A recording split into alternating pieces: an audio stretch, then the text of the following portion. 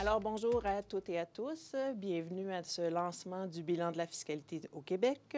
Mon nom est Suzy Saint-Cerny. Je suis chercheure à la chaire en fiscalité et finances publiques de l'Université de Sherbrooke. Je vais agir aujourd'hui à titre d'animatrice de ce midi-conférence. Avant de débuter, écoutez avec moi, on va visionner ensemble, excusez-moi, les capsules de nos partenaires financiers, l'Ordre des CPA du Québec et l'Association de planification fiscale et financière. Bonjour, je suis Maurice Mongrain, PDG de l'APFF. Nous avons le plaisir de commanditer cette 11e édition du bilan de la fiscalité du Québec, préparée par la chaire de recherche en fiscalité et finances publiques de l'Université de Sherbrooke.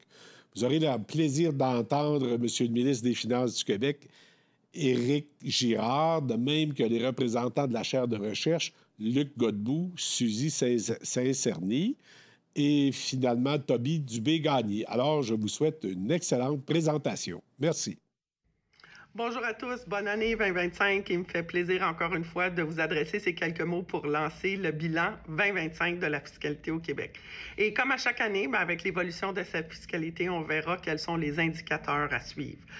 Vous le savez comme moi, vous l'avez vu, l'économie semble reprendre un petit peu après une période plus tranquille. On sent les effets positifs sur les contribuables et les entreprises, mais vous le savez aussi comme moi qu'on a encore beaucoup de défis, notamment en matière de productivité et d'innovation.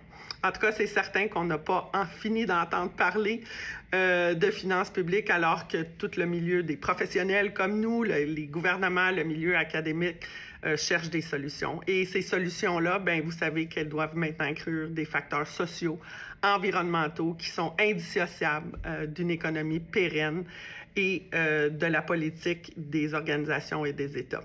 Alors, je profite évidemment de l'occasion de vous offrir la collaboration des 42 000 CPA au Québec dans vos réflexions et vos efforts de recherche et d'innovation. Et sur ce, je vous souhaite une excellente présentation. Encore une fois, bonne année 2025. Au revoir. Alors, un grand merci à nos fidèles et précieux partenaires financiers. On se retrouve donc encore cette année pour la 11e édition du lancement du bilan de la fiscalité au Québec. Luc Godbout, titulaire de la chaire, Tommy Gagné-Dupé, qui dirige la publication et qui sont tous deux professeurs de fiscalité à l'Université de Sherbrooke, vont vous présenter les principaux éléments. Mais tout d'abord, on va entendre, parce qu'il a accepté encore cette année, pour une 7e année consécutive d'être notre conférencier d'honneur. Donc, on accueille le ministre des Finances, Éric Girard. Monsieur Girard, donc, est ministre des Finances et aussi responsable de Revenu Québec à ce titre. Il est aussi ministre responsable des relations avec les Québécois d'expression anglaise. Donc, on est très heureux de l'accueillir et je vais, dès lors, lui passer la parole. Petite parenthèse, si vous avez des questions pour le ministre, vous pouvez utiliser la section questions et réponses du Zoom.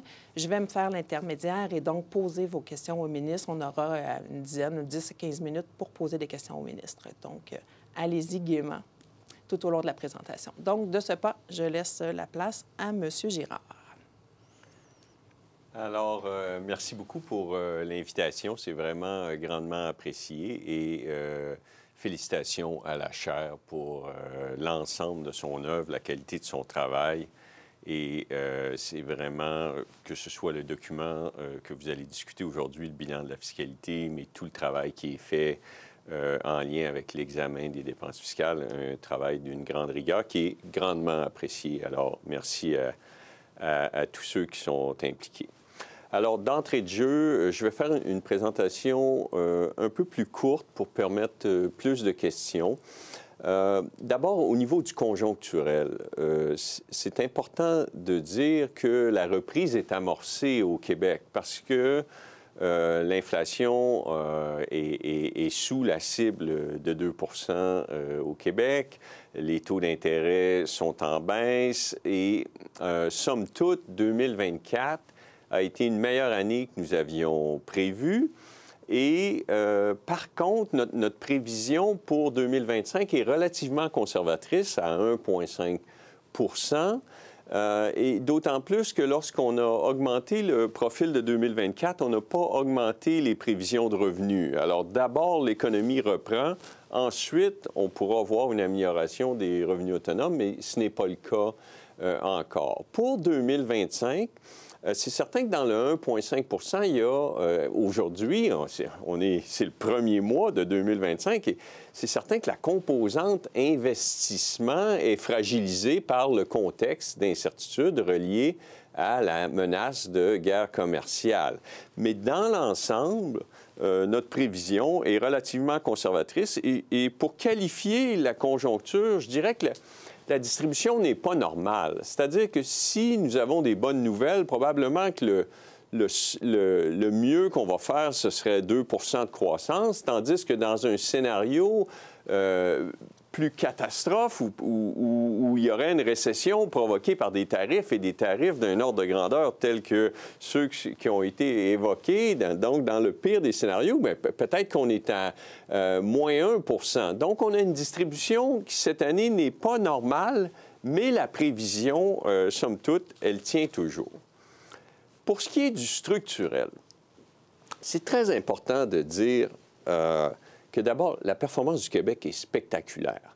Lorsqu'on regarde l'évolution du PIB par habitant, lorsque nous sommes arrivés au pouvoir, l'écart avec l'Ontario, qui est notre meilleur comparable, était de 16 % et nous estimons qu'à la fin de 2024, il sera à 11 %.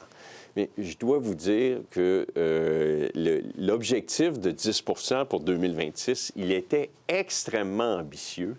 Et je suis vraiment moi-même surpris qu'on soit aussi près de cet objectif. Et c'est pas seulement le PIB par habitant où on fait bien. Si on regarde le revenu réel disponible par habitant, depuis 2018, nous avons une croissance de 6,6 %, en moyenne 4 % au Canada. Seule la Saskatchewan fait mieux au Canada. C'est vraiment très bon. Et une autre façon de regarder ça, ça pourrait être effectivement la pression fiscale. Et dans le document qui sera discuté, bien, les données de 2023, la pression fiscale est en baisse. Et c'est en raison des gestes de notre gouvernement, notamment la baisse d'impôts. Passons tout de suite aux finances publiques qui, je pense, est le sujet qui intéresse le plus aujourd'hui. D'abord, extrêmement important, on le sait tous parce qu'ici, on est avec un auditoire d'experts, mais c'est important de toujours rappeler que nous avons la définition de l'équilibre budgétaire la plus conservatrice en Amérique du Nord. Parce qu'on regarde le solde après contribution au Fonds de génération. Mais si on prend le déficit comptable, la mesure que tout le monde utilise, revenus moins dépenses, un déficit de 8,8 milliards, c'est trop, mais c'est 1,4 % du PIB. Et donc, somme toute, la situation, bien que le déficit soit plus élevé que nous souhaitons, la situation est sous contrôle et la détérioration des finances publiques, elle est temporaire. C'est-à-dire qu'elle est pour la période 2023-2024, où le déficit au sens comptable était de 1 % du PIB, 2024-2025, 2025-2026. Et on voit que tout de suite, à partir de 2026-2027, on revient à ce que moi j'appelle, et puis on a toutes sortes de définitions, mais le déficit structurel qui est quelque part entre 3 et 5 milliards de dollars. Et c'est ce déficit structurel qui inclut la contribution au Fonds de génération dont on doit s'occuper et revenir à l'équilibre budgétaire. Peut-être quelques éléments, se rappeler pourquoi nous avons eu un déficit de 8,8 milliards comptable ou 11 milliards après contribution au Fonds de génération. Bien, d'abord parce que l'économie s'est arrêtée en 2023 au Québec. Stagnation sous le poids de la hausse des taux d'intérêt. Ensuite, parce qu'on a eu des feux de forêt qui ont provoqué une baisse de la production d'électricité et un important impact au niveau des revenus d'Hydro-Québec parce qu'on avait une faible hydraulicité et ces impacts-là se poursuivent en 2024-2025. Ensuite, bien, il y a eu la forte augmentation de la population en 2023-2024, des croissances de population au-delà de 2 % du jamais vu au Québec en raison des résidents non permanents. Puis en passant, c'est près de 3,5 % en Ontario, mais ça amène une pression dans les soins de santé, les services de garde, l'éducation et finalement les négociations dans le secteur public. Alors, qu'est-ce qu'on va faire avec ça? Bien, d'abord, on a des guides au Québec qui sont extrêmement importants. On a 2 lois. La loi sur l'équilibre budgétaire, qui demande le dépôt d'un plan de retour à l'équilibre budgétaire au budget 25-26 et un retour à l'équilibre budgétaire après Fonds des générations en 2029-2030. Et ça, c'est un engagement non négociable et ferme. C'est une loi. La loi sur la réduction de la dette instituant le Fonds des générations, que j'ai modifié, que notre gouvernement a modifié, là, la cible de 30 pour 2037-2038, on n'a pas eu de débat collectif. C'est-à-dire que nous avons modifié la cible de la dette brute à la dette nette, ce qui faisait consensus. Il y a un écart de 4 à 5 entre la dette nette et la dette brute. Nous avons atteint l'ancienne cible de 45 de dette brute. Et là, pendant que nous allons revenir à l'équilibre budgétaire, la dette, le poids de la dette est stable. Et donc, on a quelques années pour confirmer que c'est bien ce qu'on veut faire, se diriger vers 30 et le débat n'a pas eu lieu. Mais c'est important, nous avons choisi la moyenne de la dette nette des provinces canadiennes, pondérée par les habitants, mais par le poids démographique. Mais j'entendais, par exemple, un podcast où Pierre-Carl Michaud, de la chaire Jacques Parizeau, et M. Coiteux, des HEC, ancien ministre, qui disait « Ah, bien, peut-être que c'est pas important de réduire le poids de la dette. » Bien, si c'est ce que ces gens-là pensent, ils devront le dire et finalement, peut-être que certaines personnes voudraient proposer que la dette brute à 45 qui était l'ancienne cible, devrait être l'objectif à long terme. Personnellement, nous avons fait les changements législatifs. Nous croyons en ces cibles.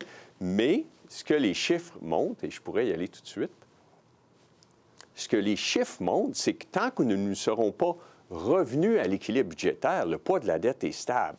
Donc, la première loi prédomine la seconde, c'est-à-dire qu'on ne peut pas prétendre qu'on va diminuer le poids de la dette si on ne revient pas à l'équilibre budgétaire. Alors, ce retour à l'équilibre budgétaire, je l'ai dit, le plan sera déposé au budget 25-26, mais le travail est déjà commencé. Avec l'examen des dépenses fiscales, ça a commencé au budget 24-25, avec les crédits d'impôt aux entreprises, effets spéciaux, jeux vidéo, affaires électroniques. Il y a eu le crédit d'impôt pour prolongation de carrière. Il y a le taux d'inclusion de gain de capital. Ces mesures-là, les effets étaient dans la dernière mise à jour. Et là, on va compléter ce processus au budget 25-26 avec des effets jusqu'en 29-30. Au niveau du budgétaire, ça va s'amorcer avec le budget 25-26 et ça va aussi se compléter les effets en 29-30. Et au niveau de la magnitude, bien, les économistes là-dessus nous guident, c'est-à-dire que c'est beaucoup mieux de réduire ses dépenses que d'augmenter la pression fiscale. Et donc, ce que je m'aventurais à dire ici, c'est que l'effort budgétaire devra probablement être plus important que l'effort fiscal. Et d'ailleurs, l'effort fiscal sera complété au prochain budget en identifiant des mesures précises qui doivent être optimisées. Un mot sur le gouvernement fédéral. Bon, tous les ministres des Finances vont vous dire que le gouvernement fédéral en fait pas assez. Mais là, je voudrais mettre des chiffres derrière cette affirmation. D'abord, le taux de croissance des transferts fédéraux moyens pour les 5 prochaines années dans le budget du Québec, c'est 0,8 0,8 C'est insuffisant. On a besoin d'une croissance de revenus à 4 pour revenir à l'équilibre budgétaire avec des dépenses qui croissent à 3 Or, 20 de nos revenus proviennent du gouvernement fédéral et ceux-ci croissent à 1 Première chose. Deuxième chose, actuellement, le gouvernement fédéral n'a pas de plan d'infrastructure. Ils ont accéléré leur plan d'infrastructure qui a été amené en 2017, qui se termine au 31 mars 2024. Et là, une fédération comme le Canada ne peut pas faire des investissements en infrastructure comme c'est nécessaire, surtout avec une croissance de population comme on a connu, sans une contribution du gouvernement fédéral. Or, le gouvernement fédéral n'a pas de plan en infrastructure. Et par exemple, si on prend le cas du dossier du tramway de Québec, la contribution du gouvernement fédéral est inférieure à 20 du projet, et c'est totalement insuffisant. Et donc, peu importe qui sera le prochain gouvernement canadien, mais il est très important pour l'ensemble des provinces, pour l'ensemble des citoyens, qu'il y ait un plan fédéral d'infrastructure. Et ça va augmenter le déficit fédéral, puisque le fédéral n'est pas propriétaire de ces infrastructures, donc elles ne sont pas amorties. Encore là, ça, c'est une précision, mais puisqu'on a un public qui est éduqué en matière de finances publiques, c'est important, parce que la plupart des infrastructures fédérales passent directement à dépenses, et donc, ça s'en va directement sur le déficit. Et bien sûr, on va continuer à combler l'écart de richesse pour revenir à l'équilibre budgétaire. Bon, lorsqu'on est en déficit, il est essentiel de se demander, est-ce qu'on a un problème de revenus ou de dépenses?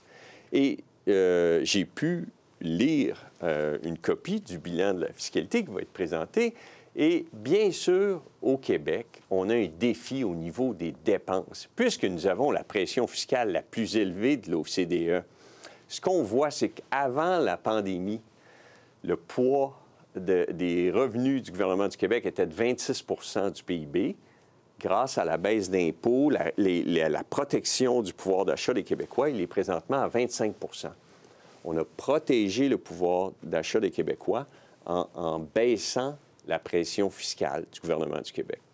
Les dépenses, elles, étaient à 24 ont augmenté à 28 et sont toujours à 26,5 parce que énormément des dépenses que nous avons qualifiées de temporaires durant la pandémie se sont avérées permanentes, notamment toutes les primes que nous avons payées dans le secteur public qui sont venues s'imbriquer de façon permanente dans le cadre des négociations avec le secteur public. Ou, un autre exemple, les résidences privées pour aînés. Il y a le mot « privé » là-dedans, mais on doit subventionner le personnel dans les résidences privées pour aînés depuis la pandémie. Or, d'aucune façon, le gouvernement est en mesure de se désengager, bien que la pandémie soit derrière nous. Le poids de la dette, alors, ce qu'on voit, c'est que nous sommes à 38 39 au 31 mars 2025. En dette brute, ça fait 43,5. Nous sommes, pour l'ensemble de la période du retour à l'équilibre budgétaire, nous sommes non seulement en dessous du niveau où nous étions avant la pandémie, mais nous sommes en dessous de l'ancien objectif de 45 de dette brute. Et ça, je le rappelle, c'est en effaçant la note aux états financiers que le gouvernement précédent nous a laissée. Le gouvernement précédent sous-estimait le niveau de sa dette en ne traitant pas adéquatement les infrastructures en dehors du périmètre comptable, c'est-à-dire qu'elles doivent passer directement à la dépense et non être amorties. Et on a dû prendre un impact de plus de 2,6 du PIB, 13 milliards de dollars, pour éliminer cette note aux états financiers. Je termine ici. Sur les consultations prébudgétaires, d'abord, il y a beaucoup de débats sur les mots. Austérité, rigueur. Je vais en suggérer un nouveau aujourd'hui. Discipline. Parce que ce qu'on demande, c'est de respecter les budgets. Les dépenses du gouvernement du Québec en 2024-2025 sont en hausse de 6 Lorsqu'on a parlé d'austérité à une autre époque, les dépenses étaient en hausse de 1 Les dépenses du gouvernement du Québec sont en hausse de 6 en 2024-2025. Et tout ce qu'on demande, c'est de respecter les budgets. Et bien sûr, derrière nous, avec la pandémie, une croissance des dépenses importante, près de 7 % par année au niveau de la croissance des dépenses depuis la pandémie. Devant nous, un niveau de croissance des dépenses inférieur à 3 % pour permettre le retour à l'équilibre budgétaire. Alors, il me fera plaisir de rencontrer, comme à chaque année, l'ensemble des groupes socio-économiques. Je me permets de dire, puisque ce sera mon 7e, que 99,9 % des groupes que je rencontre me demandent des crédits budgétaires, des subventions ou de bonifier des crédits d'impôt. Et j'ai donc particulièrement d'écoute pour le 0,1 % qui va me suggérer des mesures qui vont permettre d'optimiser l'action d'État ou de propulser la croissance économique au Québec. Mais ces consultations-là sont très importantes. Il y a des enjeux dans la société québécoise qui sont extrêmement importants et le gouvernement du Québec va répondre présent. Accroître le potentiel économique du Québec, c'est toujours notre objectif. On a des objectifs extrêmement ambitieux pour l'économie du Québec, d'autant plus que le contexte est difficile. Soutenir les principales missions de l'État pour le Québec, c'est la santé et l'éducation. Et peut-être les consultations commencent et le budget n'est pas écrit. Mais deux choses qui pourraient être dans le budget. Et je pense que la première, c'est l'adaptation au changement climatique. On voit ce qui se passe présentement à Los Angeles, mais nous avons vécu des inondations historiques l'été dernier. Mais, je mets un bémol, on a énormément d'incertitudes sur ce qui va se passer au niveau de la tarification du carbone, l'évolution du prix. Bien sûr, la bourse du carbone du Québec avec la Californie sera toujours présente, mais l'évolution du prix du carbone dans le contexte de la nouvelle administration et potentiellement un nouveau gouvernement au Canada, il y a beaucoup d'incertitudes sur les revenus qui seront générés de ce côté-là. Deuxième chose, on a un retard au niveau de la recherche, le développement, l'innovation. Et on doit faire mieux. Le gouvernement fédéral a indiqué ses intentions quant à la réforme des crédits d'impôt, recherche et développement. Et le gouvernement du Québec a eu sa consultation au niveau de la stratégie québécoise de recherche et d'innovation. Et donc, la réponse fiscale du gouvernement du Québec pourrait venir dans le budget. Tout ça dans le but de promouvoir la recherche et l'innovation.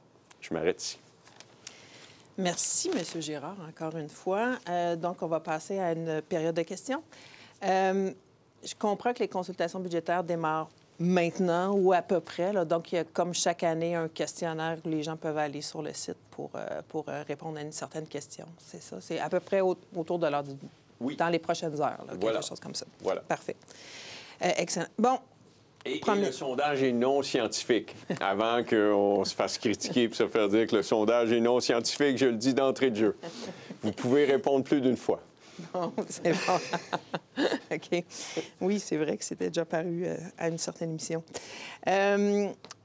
L'actualité fiscale, il y en a beaucoup en ce moment. Naturellement, ma première question, et la question, parce que c'est la question qui m'apparaît aussi beaucoup à l'écran, il y a une grande incertitude ou un flou concernant ce qui va arriver avec le taux d'inclusion du gain en capital. Donc, vous aviez décidé de vous harmoniser.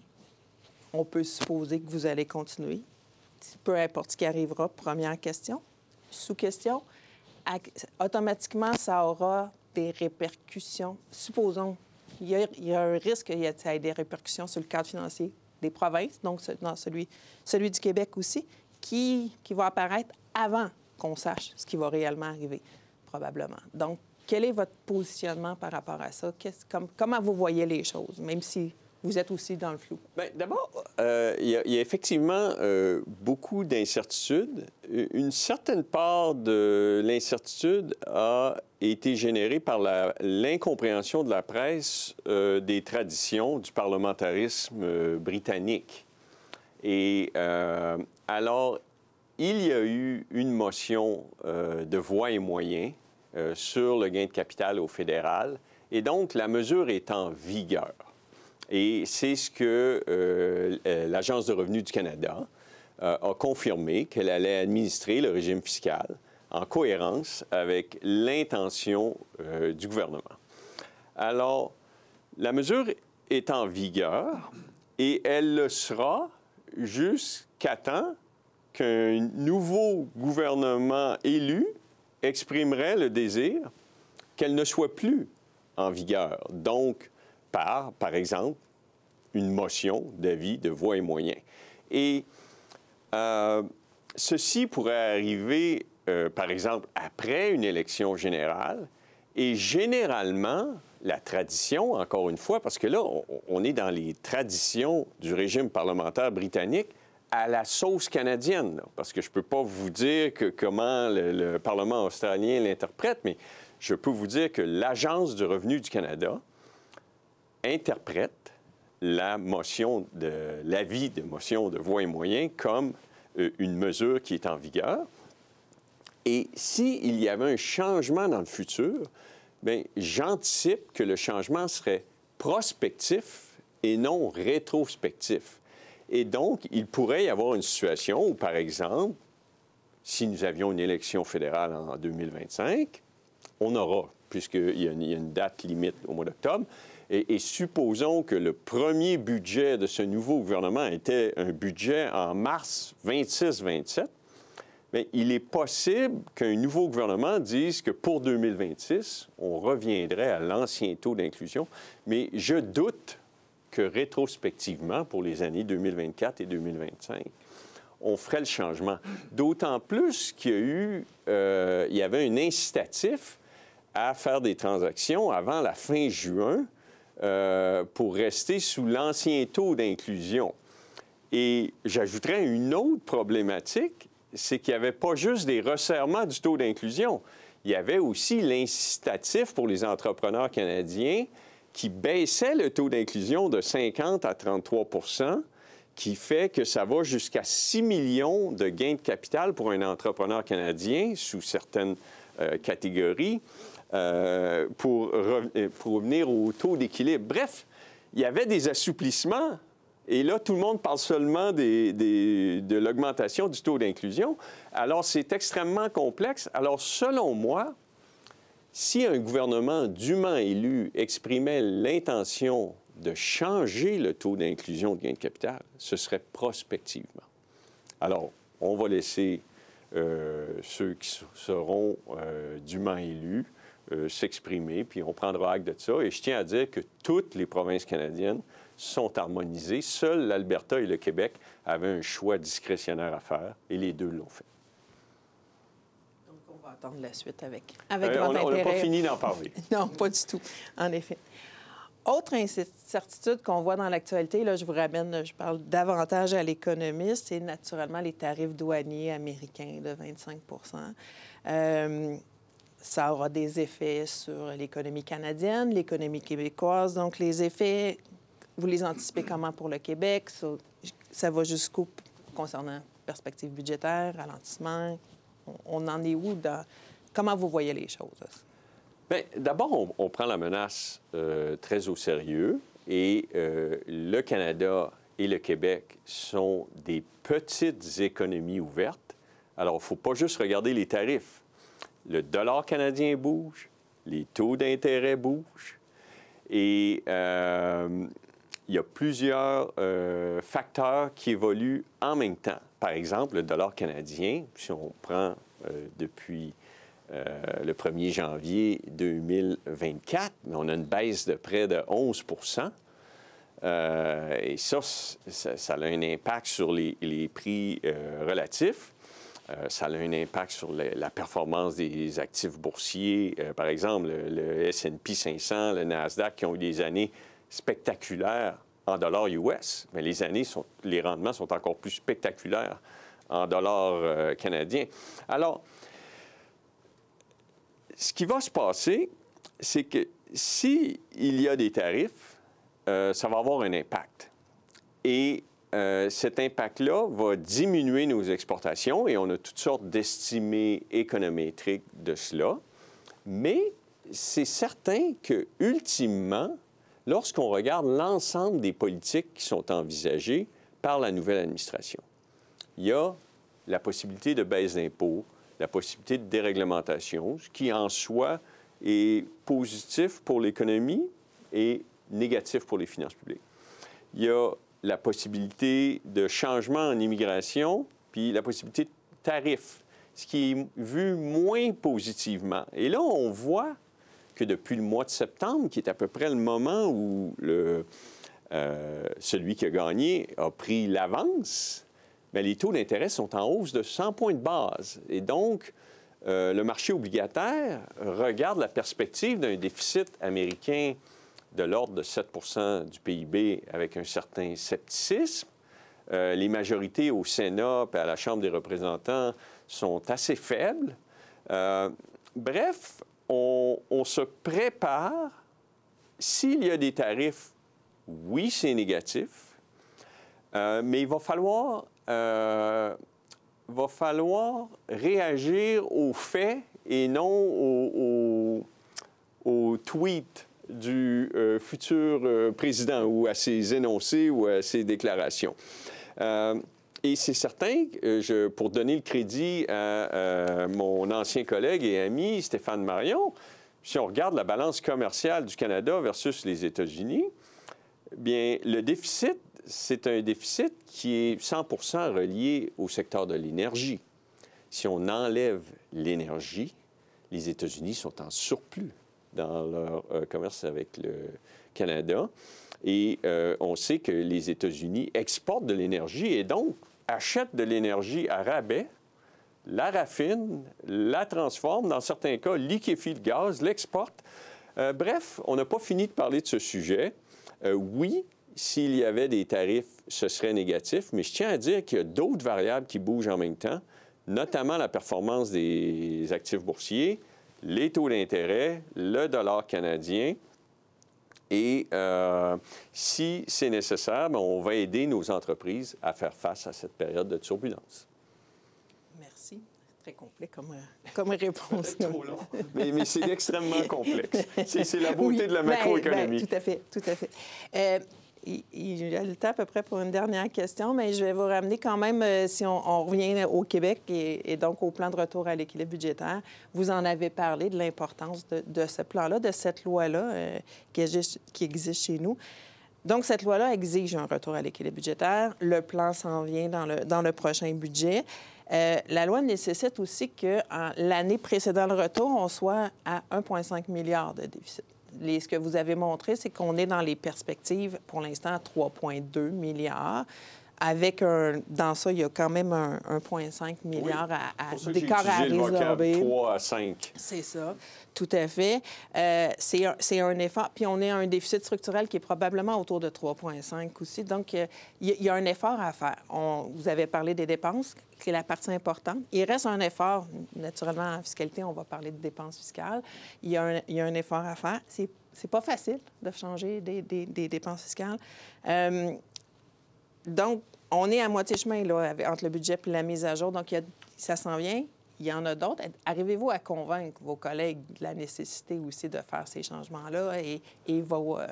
Bien, d'abord, je pense nous sommes élus, on est redevable à la population. Je pense que les Québécois sont d'accord à ce qu'on fasse le ménage de nos mesures fiscales. On parle dans notre cas, notre ensemble d'analyses, puis les chiffres divergent un peu, mais nous, on regarde 277 mesures pour un total de 50 milliards de dépenses fiscales. Et toutes ces mesures-là n'ont pas bien vieilli. Et par exemple, si on prend l'industrie du jeu vidéo, les crédits d'impôt avaient été créés à une époque où le taux de chômage était de plus de 10 30 ans plus tard, le Québec est au plein emploi, fait face à d'autres défis. Et donc, on a réduit les crédits d'impôt de 30 L'évolution de l'âge de la retraite a amené la justification pour la réduction de l'âge d'admissibilité ou l'augmentation de l'âge d'admissibilité au crédit d'impôt, aux prolongations de carrière. Alors, on a suffisamment de mesures, 277 sous étude. On fait appel à des chercheurs de grande qualité, 50 milliards de dépenses fiscales. Bien, par exemple, si on cherchait 1 milliard de revenus, bien, c'est 2 C'est faisable Et l'ensemble du travail qui a été fait par notre gouvernement depuis qu'il a été élu, on a réduit le fardeau fiscal en dollars nominal de 6 à 7 milliards de dollars par année. Si on prend l'ensemble des mesures, là, le tarif de stationnement des hôpitaux, le crédit d'impôt pour aînés, la baisse d'impôts, et là, on doit faire des resserrements à la marge pour revenir à l'équilibre budgétaire. Et il s'agit vraiment de trouver les mesures qui ont mal vieilli ou qui n'ont pas, dans certains cas, elles n'ont pas eu l'efficacité qui était souhaitée lorsqu'elles ont été conçues. Et ça, c'est peut-être une des leçons de mon séjour en politique, c'est qu'on fait beaucoup de nouvelles mesures c'est très difficile de terminer d'anciennes mesures. Et je peux vous dire, par exemple, dans le cas des effets spéciaux, je pense que la commission qui s'était penchée en 2014-2015 avait déjà identifié que ces crédits d'impôt sur les effets spéciaux pour l'industrie du cinéma n'étaient pas particulièrement performants ni au sens fiscal ni au sens économique. Mais ça a pris jusqu'en 2024 avant qu'on agisse sur ces crédits d'impôt. Alors, il y en a d'autres qui sont comme ça. Oui, tout à fait. Mais on doit s'arrêter ici. Je pense que vous auriez pu rester l'heure et demie au complet, puis il y aurait eu des questions. On va laisser un peu de temps pour les prochains. Encore une fois, M. Girard, je vous remercie infiniment d'avoir été présent. Je rappelle que les consultations budgétaires sont donc lancées, que vous souhaitez la participation, la consultation pré-budgétaire, donc la consultation du plus grand nombre. Simplement, un grand merci d'avoir été là encore cette année. Merci à tous de nous avoir écoutés, puis merci encore une fois à la chaire pour la grande rigueur dans son travail. Merci. Merci beaucoup pour les compliments. On va les prendre. Donc, on est maintenant rendu à la partie vraiment lancement du bilan de la fiscalité au Québec. Comme je vous le disais, c'est Luc Godbout et Tommy Gagné-Dubé qui vont vous présenter les différentes informations. Donc, ils vont faire le tour de ça. Je vous rappelle toutefois que même si ce sont eux qui sont devant l'écran, comme chaque fois à la chaire, il y a beaucoup de membres de l'équipe de la chaire qui ont travaillé sur le bilan. Donc, je tiens quand même à tous les remercier. Après la présentation, il va aussi rester un peu de temps pour des questions. Donc, même si je n'ai pas pu poser toutes les questions, ça va être un peu la même chose. Donc, allez-y avec vos questions pour Luc et pour Tommy. Donc, on peut commencer la présentation, s'il vous plaît. Donc, je vous rappelle que l'objectif du bilan, c'est de regrouper dans un même document une série d'indicateurs les plus récents en fiscalité pour situer le Québec, le comparer dans le temps avec d'autres juridictions également. Chaque année, le bilan s'enrichit. On y trouve près d'une centaine de graphiques, 25 tableaux ou environ. Le tout, c'est dans cette section. Il y a une trentaine d'encadrés qui enrichissent aussi, donc c'est vraiment beaucoup. Aujourd'hui, bien sûr, ça va être simplement un échantillon de ce qu'on y trouve que vous allez voir. Petit élément technique, on parle de l'édition 2025, mais bien sûr, on utilise les données les plus récentes. Dans la plupart des cas, ça sera l'année 2023 qui va être pour lesquelles on a des données les plus récentes. Ce sont des données préliminaires qui sont sujettes à changement, mais ça nous aide quand même à avoir une idée de la tendance, où on s'en va et d'où on vient.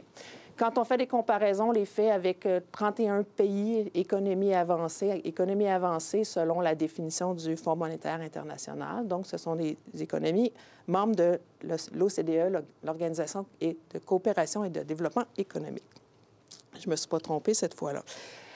Dernière chose, on publie en même temps que le bilan, qui est maintenant disponible sur le site de la chaire, un document complémentaire sur les annonces fiscales dont Tommy va vous glisser un mot, vous donner les principales ou certains faits saillants dans quelques minutes. C'est maintenant temps de passer la parole. Je cède la parole maintenant à Luc. Luc va vous parler davantage.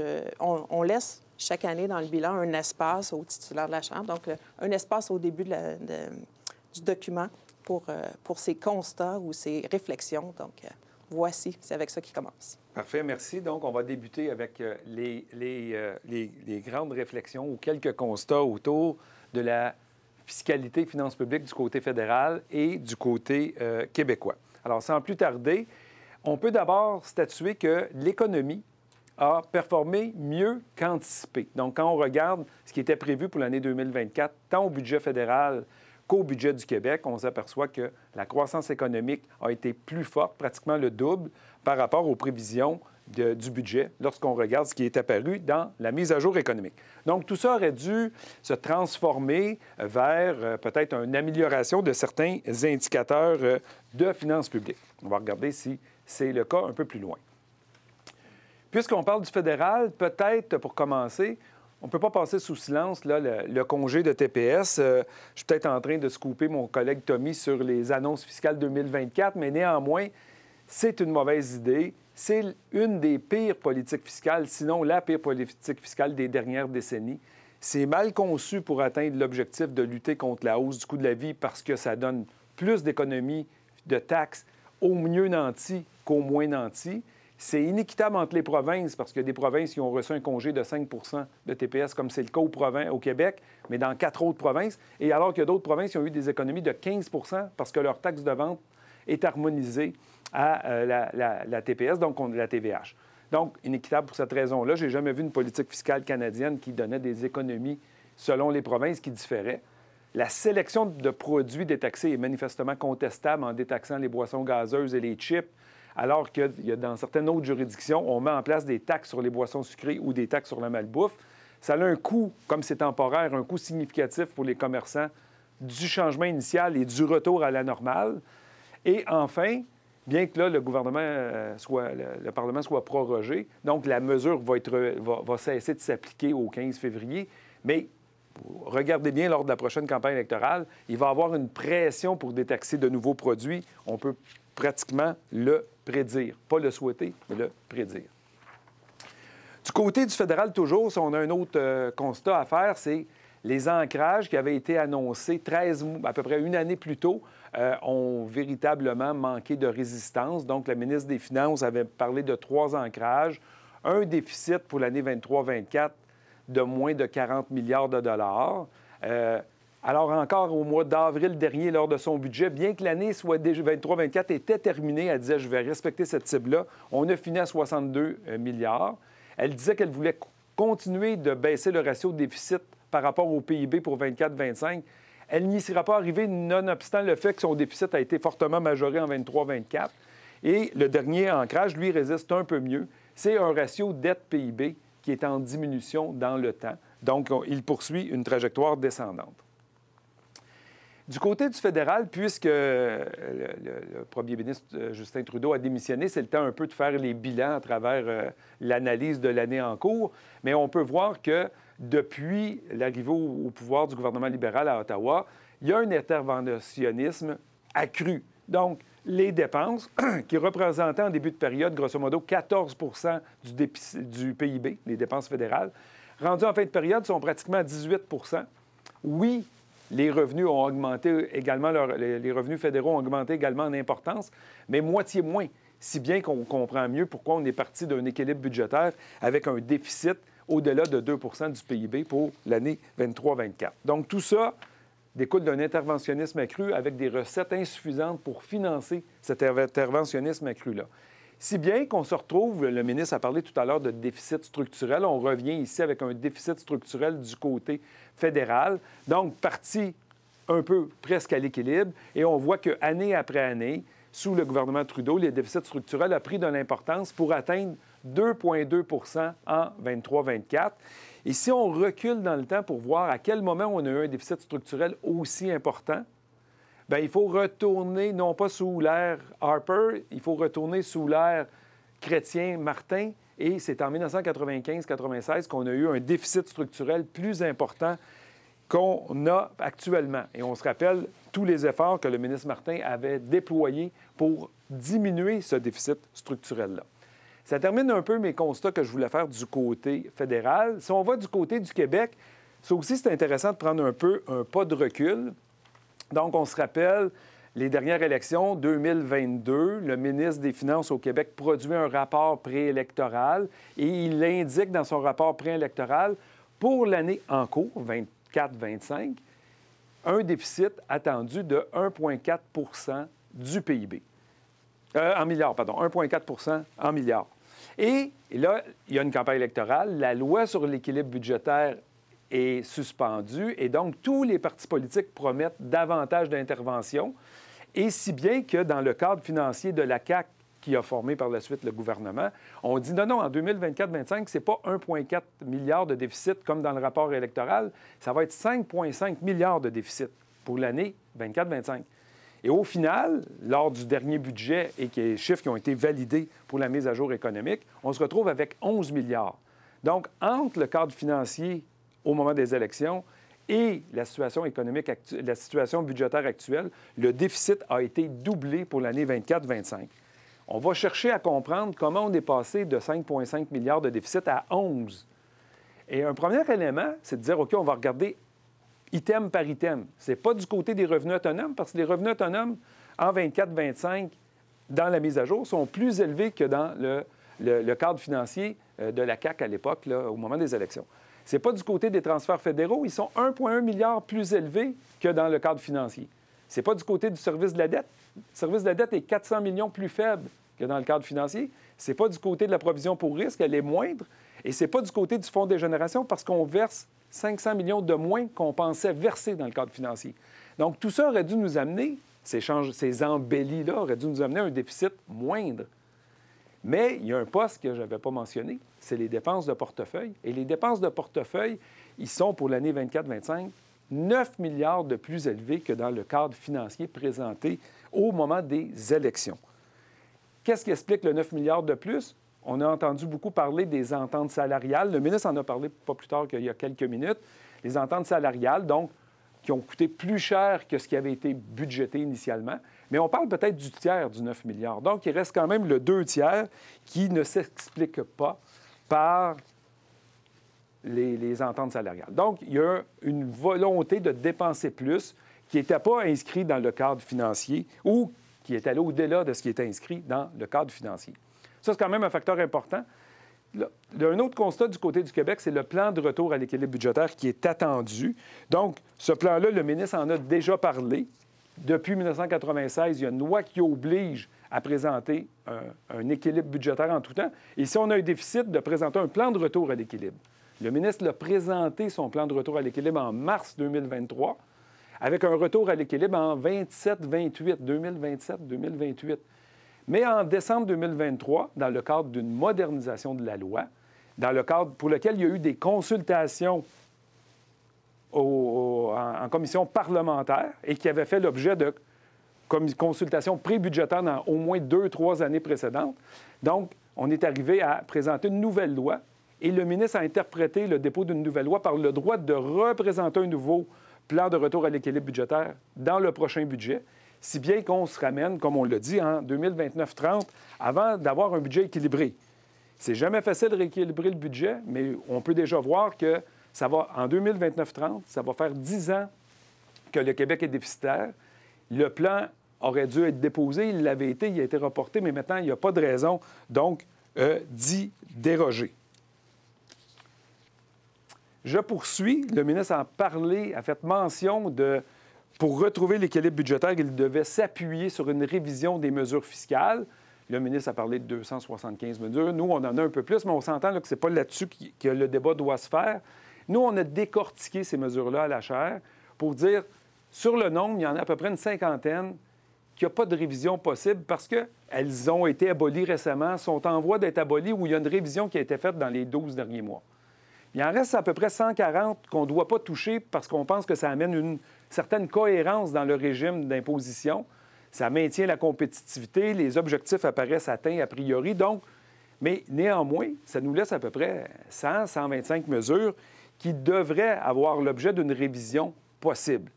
Parce qu'il y a une échéance qui approche, parce qu'on pourrait structurer la mesure autrement, parce qu'il y a des possibilités d'optimiser. Et donc, c'est un vaste terrain de jeu. Et à ce jour, dans le fond, le ministre en a revu quelques-unes dans les années passées. Dans le cadre de son analyse actuelle, il n'en a révisé qu'une lors de la mise à jour économique. Et là, on a compris qu'il voulait terminer l'exercice lors du prochain budget. Donc, vous voyez un peu le champ des possibles. je fais juste vous dire que la Chaire a fait un outil. Si vous voulez vous amuser à regarder les mesures fiscales par nature d'impôt, par nature de mesures fiscales, par toutes sortes de paramètres, vous pouvez le faire sur le site de la Chaire. Pour alimenter la réflexion du ministre des Finances, quand on s'est senti un peu interpellé par l'idée qu'il y avait une révision des dépenses fiscales à la Chaire compte tenu de l'expertise que nous avons, en toute modestie. Donc, on a déjà publié 13 études depuis le dernier budget en lien avec une révision des dépenses fiscales. Donc, certains peuvent alimenter la réflexion du ministre. Et comme l'exercice doit se terminer au prochain budget, il nous en reste environ 7 autres à produire d'ici le budget, histoire de toujours alimenter cette fameuse réflexion-là. Je m'arrête là-dessus. Oui, merci, Luc. À produire ou à publier, parce qu'on ne les produira pas dans les quelques semaines. C'est toujours drôle aussi de dire que les gens vont s'amuser comme nous avec le tableau des mesures fiscales, mais c'est vrai que c'est un exercice intéressant pour qui s'intéresse à la fiscalité. Alors, on est rendu à Tommy, qui va nous parler cette fois-là des annonces fiscales, donc faire le tour un peu des principales, ce qui ressort de l'ensemble des annonces fiscales que tu as répertoriées. Tout à fait. Merci, Suzy. Donc, comme chaque année, on répertorie les annonces fiscales et on en a répertorié plus d'une centaine au cours de la dernière année. C'est des annonces qui portent sur l'année 2024 ou les années à venir, donc elles ne font pas partie des données qu'on va présenter au bilan, mais elles vont avoir une influence, en tout cas pour certaines d'entre elles, sur les indicateurs qu'on va présenter dans les prochaines années. Donc, cette année, la palme ne revient pas nécessairement à une mesure fiscale, mais plus à l'improvisation du fédéral sur plusieurs fronts. Luc a parlé tout à l'heure du congé de TPS, qui est une mesure qui est mal conçue. Je vais vous parler dans quelques instants de la révision de l'imposition du gain en capital. Puis, il y a aussi la remise pour travailleurs canadiens, donc qui s'appliquait, le chèque de 250 $ basé sur le revenu de travail de 2023 pour les gens qui ont gagné moins de 150 000 et qui devaient être versés au printemps 2025. Je vous conseille de ne pas la dépenser tout de suite parce qu'il y a un flou autour de cette mesure-là aussi. Si on se limite aux mesures fiscales, donc évidemment, la révision de l'imposition du gain en capital, c'est la mesure qui a attiré le plus d'attention et aujourd'hui, on en parle encore beaucoup. Dans le budget du printemps, donc le fédéral, le 16 avril, a annoncé l'augmentation du taux d'inclusion du gain en capital de 50 % à 66,2 %. Cependant, pour les particuliers, c'est uniquement pour la portion de gain qui excède 250 000 par année. Et comme le ministre le mentionnait tout à l'heure, il n'y a pas eu seulement ça, il y a aussi eu l'incitatif aux entrepreneurs canadiens qui a été introduit en même temps et on a eu une bonification de l'exonération cumulative pour gain en capital. Pour la mesure en tant que telle, bien, il y avait des raisons de s'attendre à une mesure comme celle-là. Premièrement, comme Luc le soulève dans le mot du titulaire, il y avait une disparité entre le taux marginal sur le gain en capital, la position du gain en capital, et le taux marginal pour les dividendes. Et donc là, on vient un peu rééquilibrer le terrain de jeu. Il y avait aussi, étant donné le contexte où est-ce qu'on a besoin de financer de nouvelles dépenses publiques, donc un besoin financier de ce côté-là. Et avec la mesure, le fédéral prévoit aller chercher jusqu'à 19 milliards sur 5 ans. Et comme le ministre l'indiquait, il y a une harmonisation avec les provinces qui fait qu'il y avait aussi de ce côté-là des revenus supplémentaires. C'est après que ça s'est gâté, donc on a eu un peu l'impression de voir un déraillement de train au ralenti. La mesure a pris application au 25 juin, mais ça a été très long avant que les contribuables aient les détails sur les différents paramètres de la mesure. Et donc, il y a eu un flou qui s'est créé à ce moment-là. À l'automne, donc tant par la loi d'exécution sur le budget que pour la loi qui a mis en place le congé de TPS, on aurait eu l'occasion justement d'adopter officiellement la révision du gain en capital, mais ça n'a pas été fait, si bien qu'on arrive au début de cette semaine où est-ce que le Parlement a été prorogé. Et donc, on reste avec un flou important entourant l'imposition du gain en capital et la révision. Sinon, dans les thèmes qui se dégagent, et c'est un thème qui revient depuis quelques années, donc on a eu des mesures fiscales au cours de l'année qui visaient à pallier la hausse du coût de la vie. On en a eu moins cette année que par les années passées, notamment parce que l'inflation a été réduite. Donc, on a par exemple la remise canadienne dont je vous ai parlé. Il y a aussi eu l'Ontario, dans son énoncé économique de l'automne, qui a prévu un chèque de 200 $ plus 200 $ pour les enfants de moins de 18 ans. Ça devrait normalement être parmi les derniers chèques ponctuels qui sont versés donc depuis une longue liste qui a commencé avec Québec en 2022. Il y a eu d'autres provinces, comme la Colombie-Britannique, qui a plutôt passé par une bonification temporaire de son allocation de son allocation famille, excusez-moi. Et je vais revenir dans quelques instants sur les crédits de taxes sur l'essence et d'autres crédits à la et d'autres taxes à la consommation sur les taxes sur l'essence, excusez-moi, et d'autres taxes à la consommation qui ont été temporairement pour lesquelles il y a eu un rabais ou il y a eu un congé. Finalement, le troisième élément fiscal, troisième thème qui retient l'attention, c'est les mesures qui visent le logement, soit l'accès au logement ou l'abordabilité. On a eu une variété de réponses en lien avec le logement.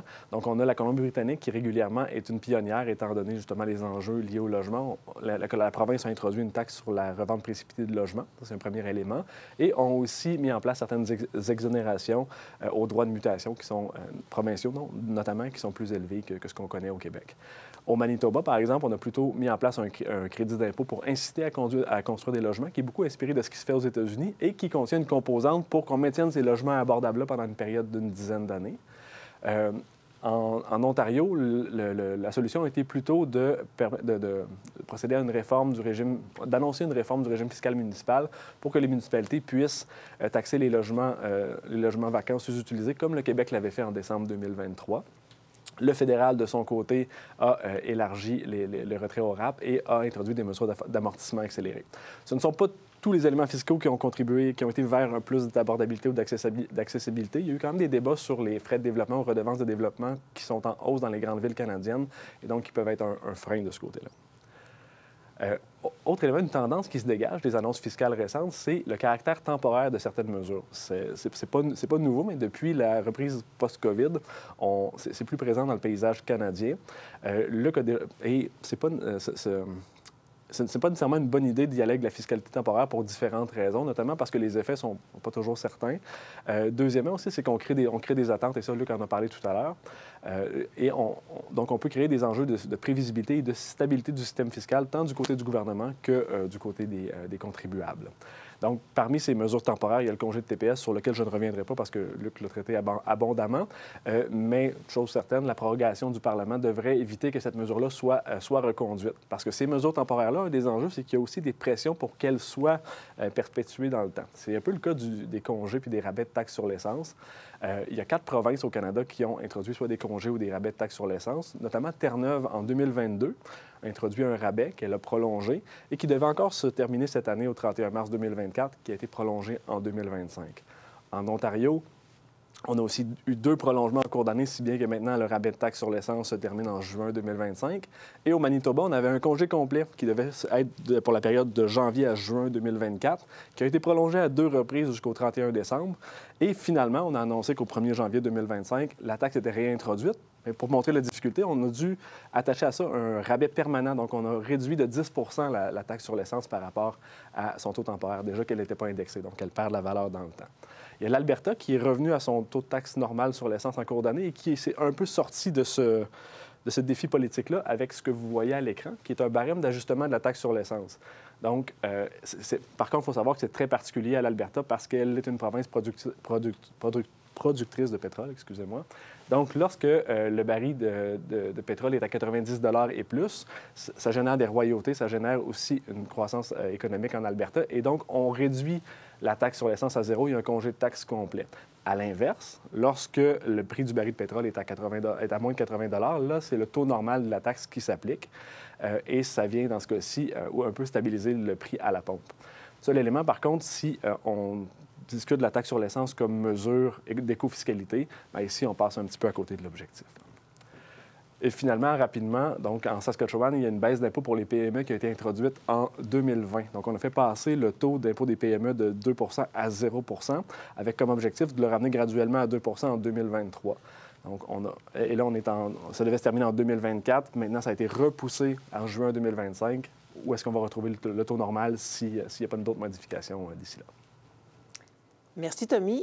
Donc, on vient de finir le survol. Si les gens qui veulent plus de détails, je vous rappelle qu'il y a une publication juste sur les annonces fiscales aussi, qui est sur le site de la Chaire. Donc, Luc, je te retourne la parole. Je vous laisse ensuite aller. On rentre dans les indicateurs fiscaux là, dès maintenant. Parfait, merci. Donc là, on rentre dans les indicateurs fiscaux, un sprint. On va commencer par l'indicateur qui est peut-être le plus utilisé, qui est pardon, la pression fiscale. Pour calculer la pression fiscale, il faut d'abord déterminer les recettes fiscales qui sont collectées. Donc là, ici, on est au Québec. On prend l'ensemble des administrations publiques avec l'ensemble des prélèvements fiscaux obligatoires. Et donc, ça nous donne 230 milliards de recettes fiscales collectées en 2023. Vous pouvez voir qu'il y en a près de la moitié qui va au gouvernement du Québec, un peu plus d'un tiers qui va au gouvernement fédéral. Le reste est partagé entre les collectivités locales et le régime de pension du Canada ou le régime des rentes du Québec. Donc ça, c'est notre premier élément, 230 milliards. Vous avez vu que la ligne la plus importante, c'est l'impôt sur le revenu, avec 80,9 milliards de recettes fiscales versées à Ottawa et à Québec. On reprend cette même ligne-là pour essayer de voir comment ça allait évoluer une année sur l'autre. Donc, on a toujours le même 80 milliards, puis on dit, mais en 2023, on a collecté tant. Mais comment on avait collecté l'année d'avant? L'année d'avant, on avait collecté moins du côté d'Ottawa. Et donc, on a une croissance de 2,6 milliards du côté des recettes fiscales à l'impôt sur le revenu pour le fédéral seulement. Du côté du Québec, on a moins de recettes à l'impôt sur le revenu entre 2022 et 2023. Ça s'explique par la baisse de l'impôt sur le revenu que le ministre des Finances a parlé. Mais s'il n'y avait pas eu la baisse d'impôt, on aurait eu effectivement une croissance positive de l'impôt sur le revenu au Québec entre 2022 et 2023. Néanmoins, l'impôt sur le revenu, de manière globale, a accru au cours de la période 22 à 23. Ça, c'était un des impôts. Maintenant, on regarde la croissance sur quelques années de l'ensemble des recettes fiscales. On voit qu'on a 230 milliards en 23. On avait 223,9 milliards en 2022. Et si on recule en 2019, avant la pandémie, on était à 177 milliards de recettes fiscales. Donc, on voit qu'il y a une croissance annuelle des recettes fiscales collectées. On peut voir en pourcentage, évidemment, les années de plus forte inflation. Les recettes fiscales augmentent plus vite. Les années de plus faible inflation, comme en 2022-2023, on a une croissance de 2,8 des recettes fiscales. Une fois qu'on a ça, ces recettes fiscales-là, on n'a qu'à le diviser par le PIB du Québec pour avoir le taux de pression fiscale. Et donc, le 230 milliards divisé par le PIB québécois en 2023, ça nous amène à 39,7 de taux de pression fiscale. Ça nous permet par la suite de se comparer dans le temps avec nous-mêmes ou de se comparer avec d'autres pour une année donnée. C'est ce que nous allons faire abondamment dans les prochaines diapos. Donc, premièrement, avec nous-mêmes, sur quelques années, depuis 2019 à 2023, on peut voir que le poids de la pression fiscale en pourcentage du PIB, bien, il est plus faible en 2023 qu'il ne l'était en 2022 ou qu'il ne l'était en 2021. Il faut quand même dire que les années 21-22, avec un taux de pression fiscale de 40 et plus, c'est l'exception. C'était la première fois qu'on voyait ça. Le plus proche qu'on avait approché du 40 c'était 39,9 en l'an 2000. Donc, il y a eu une augmentation du taux de la pression fiscale depuis 2019. Là, il faut, tantôt, dans les prochaines diapos, il va falloir voir qu'est-ce qui a causé l'augmentation de la pression fiscale, puisque le ministre a parlé, j'ai remis de l'argent dans les poches des contribuables, j'ai fait des baisses d'impôts sur le revenu, mais manifestement, de manière globale, avec l'ensemble des administrations, il y a un poids de la fiscalité qui s'est accru. Mais on revient là-dessus dans quelques instants. Notre 39,7, lorsqu'on se compare avec les économies avancées, bien, on s'aperçoit que le Québec est dans le tiers supérieur des économies avancées, au-dessus de la moyenne des économies avancées. Il faut quand même le signaler. Puis on est au-dessus du résultat canadien de pression fiscale. Donc, le Canada est en dessous de la moyenne, le Québec est au-dessus de la moyenne, puis nous, on est au-dessus de la moyenne au Québec et au-dessus du taux canadien. Il faut quand même garder ça à l'esprit. Et un autre élément qu'il faut quand même garder aussi en tête, c'est on dit, oui, mais pourquoi on a un poids aussi élevé? On a un poids aussi élevé parce qu'on a mis en gris plus foncé les pays dont les dépenses publiques en pourcentage du PIB sont plus élevées. Donc, il y a une corrélation entre un taux de pression fiscale élevé et des dépenses publiques élevées. Donc, un sert à l'autre, évidemment. Il faut bien le garder en tête. Puis si on va dans l'horizon canadien, puis qu'on compare le taux de pression fiscale entre les provinces, et c'est là qu'on observe que le taux de la pression fiscale est le plus élevé au Québec par rapport à l'ensemble des provinces canadiennes. Et s'il y a un écart de 6 points entre le Québec et le Canada sans le Québec, on peut quand même voir qu'il y a un écart de d'environ 2 points avec l'Ontario. Et donc, l'écart est moindre avec l'Ontario qu'avec le Canada sans le Québec, parce qu'on peut voir qu'à l'extrémité du graphique, on peut voir que les provinces pétrolières, Alberta, Saskatchewan, Terre-Neuve, ont des taux de pression fiscale plus faibles. Je poursuis avec une analyse toujours comparée, mais décennie par décennie. Et là, on regarde du côté Québec le poids de la pression fiscale. Décennie par décennie, on s'aperçoit que la décennie qui a commencé en 2020, on a 4 années sur 10 dans cette décennie-là, on aurait le taux de la pression fiscale le plus élevé jamais observé au cours des 5 dernières décennies si cela devait se maintenir. On voit que pour la dernière décennie, c'est en augmentation dans les pays avancés de l'OCDE ou dans le Canada sans le Québec par rapport à la décennie précédente.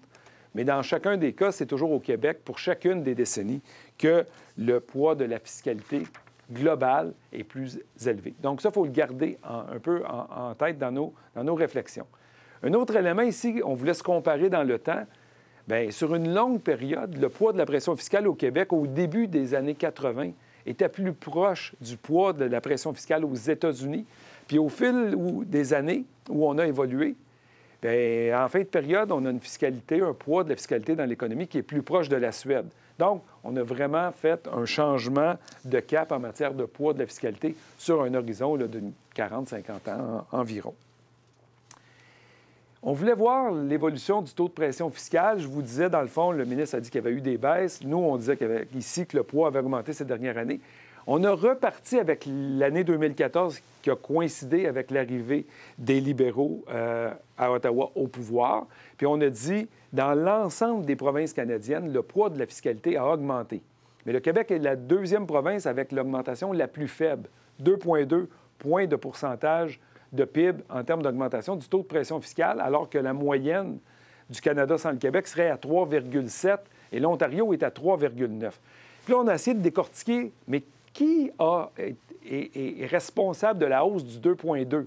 Et là, quand on le fait, puis on l'analyse administration publique par administration publique, le 2,2 s'explique par une hausse du taux de pression fiscale venant du fédéral de 2 aucune variation du taux de pression fiscale du gouvernement du Québec, une baisse du taux de pression fiscale des collectivités locales de 0,7 du PIB et une augmentation du taux de pression fiscale découlant des cotisations au régime des rentes du Québec qui s'explique par une bonification notamment du régime des hausses de taux de cotisation. Donc, le 2,2 prend essentiellement sa source du côté d'un interventionnisme accru du côté fédéral et non pas du côté du Québec.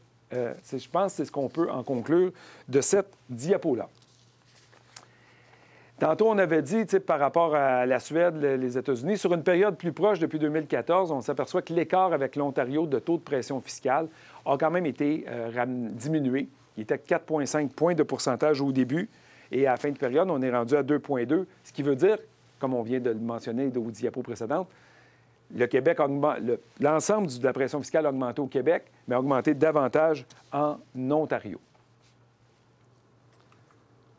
Donc, Luc vous a parlé du poids de la fiscalité. Maintenant, on va revenir, on va passer à la manière de prélever les impôts. Et plutôt que d'être en poids de l'économie, poids dans l'économie, on va être en pourcentage des recettes fiscales. Donc, sur l'ensemble des recettes fiscales, quel mode d'imposition on utilise? Au Québec, on peut voir que, comme c'était le cas les années passées aussi, c'est l'impôt sur le revenu des particuliers qui occupe un peu plus du tiers de la structure fiscale. Suivent dans l'ordre les taxes à la consommation, les cotisations sociales, les impôts sur les bénéfices des sociétés, les impôts sur le patrimoine, puis les impôts sur les salaires. Quand on regarde le portrait ailleurs au Canada, c'est sensiblement la même chose. On fait simplement inverser les impôts sur les bénéfices des sociétés et les cotisations sociales. Par contre, quand on se compare à la moyenne des économies avancées de l'OCDE, on voit que c'est plutôt différent. Donc, vous voyez au milieu de l'écran les économies avancées. On utilise beaucoup plus en moyenne dans les économies avancées les cotisations sociales et les taxes à la consommation, alors qu'au Québec, on utilise davantage les impôts sur le revenu des particuliers, les impôts sur les bénéfices des sociétés, les impôts sur le patrimoine et les impôts sur les salaires. lorsqu'on présente une moyenne des économies avancées, bien évidemment, ça ne veut pas dire que tous les pays ont cette même structure fiscale-là. On a des structures qui sont assez contrastées. Donc, vous pouvez voir, par exemple, la Corée, qui est la juridiction où on a, par exemple, dans les 5 principaux modes d'imposition, on est entre 11 et 30 de l'ensemble des prélèvements fiscaux. Donc, on a une assez grande égalité entre les modes de prélèvement. Et de l'autre côté, vous avez le Danemark, où est-ce qu'on a plus de la moitié, même 57 de l'ensemble des recettes fiscales qui proviennent des impôts sur le revenu des particuliers.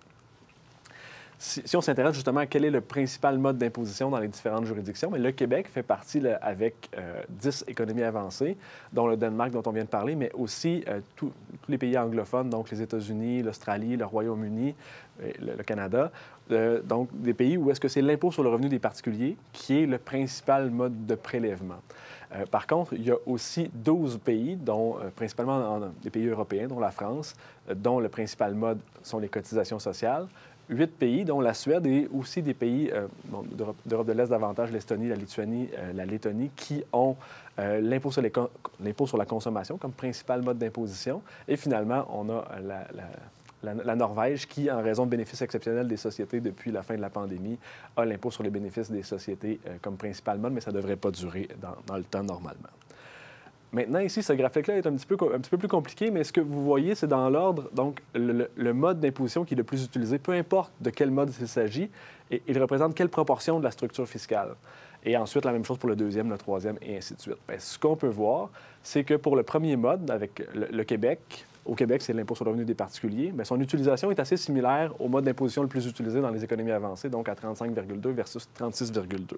Ce sur quoi je veux attirer votre attention, c'est davantage sur les modes 4, 5 et 6, où est-ce qu'au Québec, ça représente plus du quart des impôts qui sont prélevés, tandis qu'ailleurs, dans les économies avancées, on est plus aux alentours de 16 Si je veux faire une analogie de hockey, je dirais ici que notre quatrième trio, il joue beaucoup quand même. Donc, Luc, je te passe la parole. Bon, merci. Donc, on va maintenant aller... Tommy nous a quand même montré que l'impôt sur le revenu avait une importance relative, l'impôt sur le revenu est important dans notre structure fiscale. Ici, je pense que manifestement, ça ressort assez clairement. Lorsqu'on prend l'impôt sur le revenu, les recettes générées et qu'on regarde en pourcentage du PIB, malgré la baisse d'impôt que le ministre a signalée, le Québec est 3e dans les pays avancés en termes de poids de son impôt sur le revenu dans le PIB. Donc, c'est manifestement plus élevé que la moyenne de 9,4 Et si on divise 14 par 9,4 on arrive donc à un impôt sur le revenu qui est 49 plus élevé que la moyenne au Québec par rapport à la moyenne donc, des pays avancés de l'OCDE.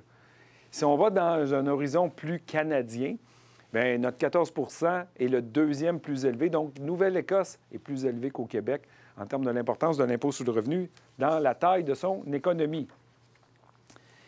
Et si on regarde encore une fois l'évolution par décennie, bien, si les décennies 2000, décennie 2010 avaient été un peu stables en matière d'impôt sur le revenu, on voit une augmentation pour la décennie qui a débuté en 2020, donc plus élevée. Pas plus élevée que les années 90, mais plus élevée que les 2 dernières décennies. Et on voit aussi, encore une fois, tant à l'OCDE qu'au Canada sans le Québec, que la décennie 2020 elle devrait amener un poids des impôts sur le revenu par rapport au PIB plus élevé que ce qu'on avait observé dans les 20 années précédentes. Je poursuis, ici, je change. On reste à l'impôt sur le revenu, mais on s'en va sur le barème d'imposition, puis on met en évidence le taux le plus élevé du barème. Et oui, il y a des juridictions, 2 pays, Danemark, Japon, qui ont 55,9 de taux maximal de leur barème. Après ça, on a la France à 55,4, l'Autriche à 55. Mais vous voyez, le Québec-Canada, là, le Canada, dans ce cas-ci, c'est l'Ontario, là, on est à 53,3, 53,5. Donc, on est dans les pays avec le taux maximal du barème d'imposition le plus élevé. On voit que ça peut descendre jusqu'à 20 comme taux maximal en Estonie. Mais ce n'est pas tout de savoir c'est quoi le taux maximal, il faut savoir à quelle rapidité il s'applique. Et là, quand on rajoute la dimension à quelle rapidité il s'applique dans le volet du bas de notre graphique, on s'aperçoit qu'au Québec, c'est 2,9 fois le salaire moyen avant d'atteindre 53,3 du barème d'imposition. Mais au Japon, c'est 8,3 fois le salaire moyen avant d'atteindre le taux maximal. En France, on est à 13,6 fois avant d'atteindre le taux maximal. Puis là, vous voyez toutes sortes. Après ça, on peut se comparer à d'autres juridictions. Les pays scandinaves, la Suède, ont tendance à avoir rapidement le taux du barème maximal qui s'applique, là, 1,2 fois dans ce cas-là. Mais vous voyez qu'il y a quand même une grande variation entre à quelle vitesse s'atteint le taux maximal. Puis de la même chose du côté canadien, il y a une assez grande uniformité dans les taux. Donc, il y a 5 provinces qui ont un taux entre 53 et 54 %. Mais vous voyez que la province qui a le taux le plus élevé, Terre-Neuve, à 54,8 %, il faut attendre beaucoup plus longtemps. Il y a un taux qui arrive plus loin avant d'avoir le taux maximal. Il faut être à 12 fois le salaire moyen avant de l'atteindre. Puis, à l'inverse, vous voyez qu'il y a 2 seules provinces qui ont un taux en bas de 50 %. Encore une fois, Saskatchewan et Alberta, 2 provinces productrices de pétrole. Ici, là, on rajoute une couche de complexité. On est toujours à l'impôt sur le revenu, mais on tente de mesurer l'écart de fardeau fiscal. Le ministre parlait d'écart de niveau de vie avec l'Ontario. Là, nous, on ramène l'écart de fardeau fiscal entre le Québec et l'Ontario. Et pour ce faire, on prend le système fiscal qui est en vigueur en Ontario, puis on l'applique aux Québécois. Et qu'est-ce que ça donne? Ça donne que si on appliquait le système fiscal ontarien aux Québécois, le Québec aurait renoncé à 8,5 milliards de dollars en impôts, en prestations, etc. Et là, on a dit, OK, mais on va faire une couche de plus. On va regarder quel contribuable paye plus et quel contribuable paye moins si on appliquait le système fiscal ontarien au Québec. Et là, on voit grosso modo que les gens en bas de 25 000 sont, en appliquant le système fiscal ontarien au Québec, ils payeraient plus et donc notre système est avantageux, il fait qu'ils payent moins d'impôts. Mais par contre, avoir le système québécois par rapport au système ontarien entre les gens qui font 25 000 et 120 000 on a vraiment un écart d'impôt médian entre 12 et 16 points par revenu généré entre 20 et 120 000, entre 25 000 et 120 000 Puis vous voyez, au fur et à mesure que le revenu individuel augmente, l'écart de fardeau fiscal entre le système ontarien et québécois a tendance à s'estomper parce que les barèmes ont tendance à s'harmoniser de plus en plus avec des revenus élevés, puis il y a moins de prestations fiscales rattachées à certaines situations particulières. Donc, je pense que c'est important de vous le montrer. Il y a quand même un gros écart de fardeau fiscal entre le système québécois et ontarien parce qu'on veut faire davantage d'interventionnisme par des dépenses publiques. Et donc, le gain en capital, qui est un thème récurrent qui revient aujourd'hui, qui s'applique à l'impôt sur le revenu des particuliers, dont Luc vient de vous parler, et aux impôts des sociétés, dont je vais vous parler tout de suite après. On pourrait se poser la question, est-ce qu'un contribuable, par exemple en Finlande, ce matin, a aussi dans son journal des débats sur l'inclusion partielle du gain en capital? La réponse, c'est non. Mais pourquoi? C'est que, oui, il y a un traitement préférentiel pour le gain en capital dans pratiquement tous les pays de l'OCDE, ne serait-ce que parce que, pour des raisons de simplicité, on va l'imposer au moment de la réalisation et non pas sur une base annuelle, là, sur la plus-value annuelle. On va attendre qu'elle se réalise. Et par exemple, il y a des biens comme la résidence principale qui, dans la plupart des pays, soit sont complètement exemptés, exonérés, ou encore vont avoir accès à d'autres mesures préférentielles. Si on prend, par exemple, un cas de figure qui est comparable, des actions de sociétés privées, bien, on peut voir que dans 3 pays, parmi les économies avancées de l'OCDE, généralement, il n'y aura pas du tout d'imposition. Donc, on va être exempté d'imposition. Dans 18 pays, donc c'est le cas de figure qui est le plus présent dans les économies avancées de l'OCDE, on va soit avoir un taux uniforme qui va s'appliquer au gain en capital ou encore on va avoir un barème d'imposition progressif distinct, généralement un taux plus avantageux que le barème régulier. Parfois, pour entrer dans ce barème ou ce taux-là, il y a une question de période de détention. Donc, il faut détenir le bien, comme aux États-Unis, pendant une période de 12 mois pour accéder à un taux préférentiel. Finalement, le Canada, le Québec font partie du dernier bloc où est-ce que le gain en capital est imposé dans le barème normal des particuliers. Donc, il y a 10 juridictions. Par contre, il y a une particularité. Donc, seul le Canada et, dans une certaine mesure, l'Australie ont une inclusion partielle. Donc, ce n'est pas l'ensemble du gain en capital qui est inclus au revenu. Pour l'Australie, ça arrive une fois qu'on a détenu le bien pendant 1 an, on a droit à un abattement de 50 %. Mais donc, on a un traitement particulier au Canada avec ce taux d'inclusion partielle-là.